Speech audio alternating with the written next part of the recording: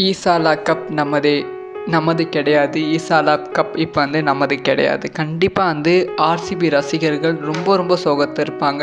So RCB அணி வந்து மிகப்பெரிய தோல்வியை வந்து சந்தித்திருக்கு. ஸோ இதுக்கு முன்பு வந்து ஆர்சிபி அணி இந்த மாதிரி வந்து எவ்வளோ தூரம் வந்து தோல்வி அடைந்திருப்பது வந்து வேறு விஷயம்.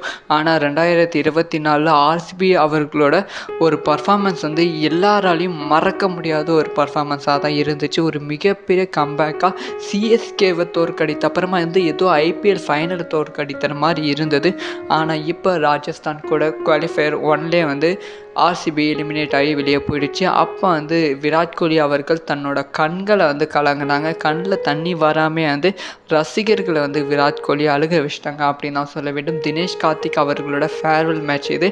ஸோ இது வந்து ஒரு மிகப்பெரிய இம்பேக்டாக வந்து ஆர்சிபி பிளேயர்ஸ்க்கு வந்து இருக்கும் என்பதில் எந்தவித சந்தேகமும் இல்லை.